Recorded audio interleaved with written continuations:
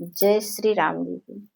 श्री रामचरितमानस पाठ करते हुए हम सभी लोग कल्पनाओं में आज चलेंगे प्रयागराज त्रिवेणी घाट पर भरद्वाज ऋषि के आश्रम में। कल्पनाओं में वैसे भी देखिए, हम लोग कल्पनाओं में हमेशा न जाने कहाँ कहाँ भटक रहे होते हैं। तो जब इस अपनी कल्पना शक्ति का प्रयोग करें भगवान श्री राम की कथा सुनने में, श्री राम जी का दर्शन करने में, श्री राम जी के गुण अपनाने में, तब तो हम दशहरे पर रावण को जला पाएंगे। नहीं तो ये रावण जाने वाला है। रावण जो है उसको जला तो देते हैं, वो रावण ऐसे जलने वाला है, वहां से वो भाग के आता है तो यहीं बैठ जाता है हम सब लोगों के हृदय में ही। और हृदय हमारा रहता है खाली, इसलिए बैठ जाता है। तो उस हृदय को खाली न रखें। फिर उसमें रखना क्या है?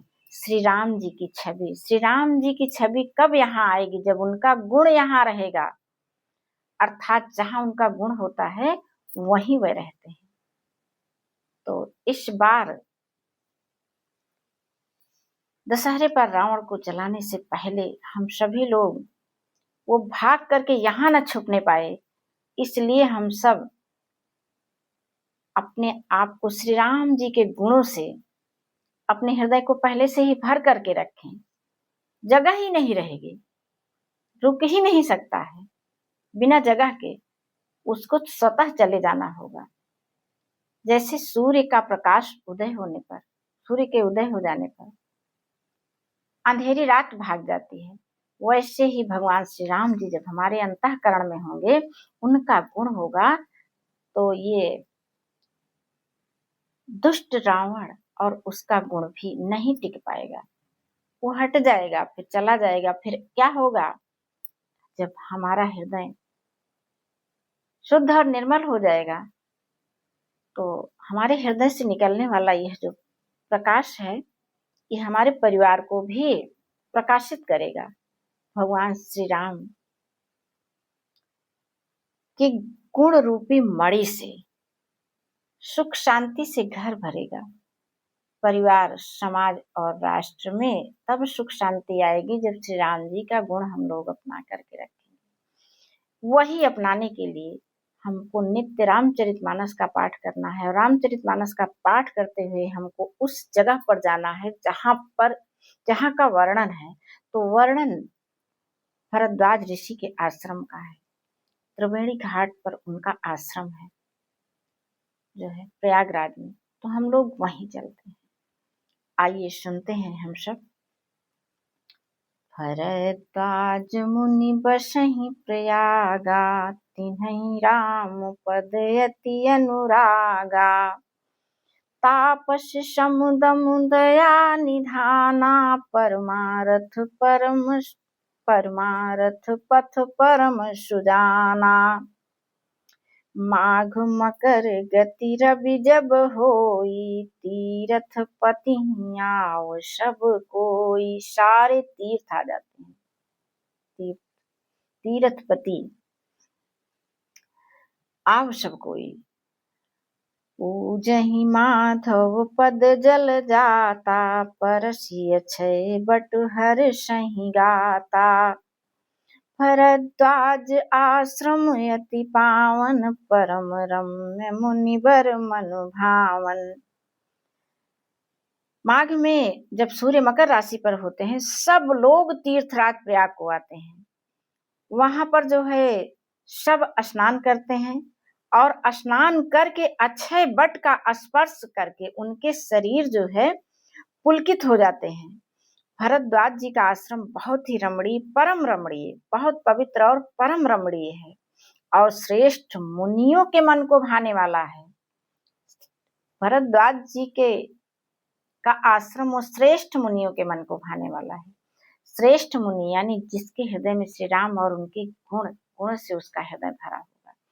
जहां पर रावण होंगे जिस हृदय में, वो भरद्वाज ऋषि का आश्रम देख करके ऐसे दूर से किनारे किनारे चला जाएगा। वहां वो रुक ही नहीं पाएगा, उसको वो पसंद ही नहीं आएगा। इसलिए हम सब बिल्कुल अपने आप को एकाग्र करके कल्पनाओं में चलते हैं। कहा जाता है कि वहां जाएं और कल्पना में कहीं और भटकते रहें, उससे तो अच्छा है हम अपने घर में बैठ करके कल्पनाओं में वहीं पर निवास करें जहां यह अक्षय वट है, जिसको छू करके, जिसका स्पर्श पा करके हमारे हृदय में बैठे श्री राम जी और उनका गुण और हम सबको सुख मिलेगा। तो हम सब कल्पनाओं में वहां चलें। आगे देखिए, तहाँ होई मुनि ऋषय समाजा, जाहि जिमज्जन तीरथ राजा। मज्जहि प्रात समेत उछाहा, कहीं परस्पर हरि गुण गाहा। सब लोग वहां पर एकत्र होते हैं, तमाम ऋषि मुनि, और खूब उत्साह उमंग के साथ सुबह गंगा जी में स्नान करके फिर सब कुछ थोड़ा बहुत अपना खा पी करके कंदमूल फल उस समय में वहां पर, और सब बैठ जाते हैं ब्रह्म का निरूपण करने, भगवत भक्ति के लिए, श्री राम के गुणों को अपनाने के लिए। उनके गुणों को अपनाएंगे कब? जब उनकी चर्चा करेंगे तब तो, उनको जानेंगे तो, तभी तो वहां ज्ञान युक्त भक्ति की चर्चा होती है। ज्ञान और वैराग्य से युक्त भगवान की भक्ति का कथन वहां पर चलता रहता है। इस प्रकार माघ के महीने भर लोग वहां पर स्नान करते हैं और फिर सब अपने अपने आश्रम को चले जाते हैं। हर साल वहां पर इसी तरह का आनंद होता है। यह आनंद तो हम लोगों ने इस बार खूब देखा, और जो नहीं भी देखा उसको जी भर के सुना। उसी जगह पर हम लोग कल्पनाओं में पहुंच चुके हैं। आंखें बंद करके ध्यान मुद्रा में बिल्कुल खड़े हैं।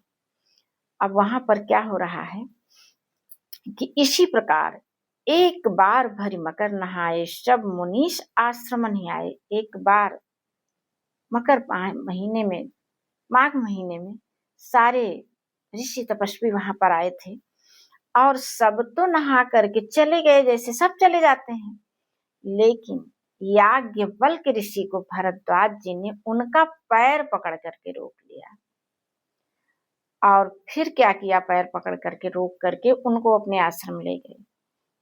विधिवत पूजा की, प्रेम पूर्वक पूजा की, उनके चरण पखारे, पुनीत आसन पर बैठाया, और पूजा करके जो है बोले अति पुनीत मृदुबानी।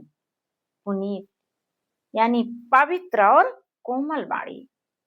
अरे श्री राम जी की कथा सुनते हैं, श्री राम जी का नाम लेते हैं, तो ये वाला गुण तो उनका हम सबको अपना करके रखना चाहिए। इसके लिए कौन सा हमको धन खर्च करना है कि रे भैया भैया है नहीं हमारे पास, बाद में देखा जाए। ये तुरंत की बात है। अपनी वाणी को पवित्र और कोमल बनाएं। इतना आसान नहीं है, ये एक दिन में नहीं होने वाला, लेकिन एक दिन जरूर हो जाएगा। हम जब ऐसी ही कथाएं सुनते रहेंगे तब जो है। अब उनसे बड़ी पवित्र और कोमल वाणी में कह रहे हैं, ध्यान दीजिए, आगे देखिए। हमारे सामने ऋषि भरद्वाज और याज्ञवल्क्य हैं। याज्ञवल्क्य के चरण पखार करके ऋषि भरद्वाज उनसे विनती कर रहे हैं। क्या कह रहे हैं कि मेरे मन में एक शंका है, नाथ एक संशय बड़ मोरे, करगत वेद तत्व तोरे। ये आप सभी वेदों को जानने वाले हैं, तो मेरे मन का संशय आप मिटाइए। कहत सो मोहि लागत भय लाजा, जो न कहूं बड़ होय अकाजा। अब देखिए कितनी प्रेम और पुनीत वाणी से भरद्वाज जी याज्ञवल्क्य से अपने मन की शंका दूर करने के लिए प्रार्थना कर रहे हैं, और हम लोग भी वहीं पर उपस्थित हैं। अब जो है देख रहे हैं दो ऋषियों का मिलन, प्रेम पूर्वक मिलन, पवित्र मिलन। धन्य है, बड़भागी हैं हम और आप जो इस पवित्र मिलन का दर्शन कर पा रहे हैं। अब इसके आगे की कथा आपको हम कल के वीडियो में सुनाएंगे। आज बस इतना ही। आप हम लोग उतना ही खाएं जितना पचा पाए, उतना ही अपने दिमाग को पोषण दें जितना आत्मसात कर पाए। पहला गुणा जिससे हम सबको अपना करके रखना है, कोमल और पवित्र वाणी।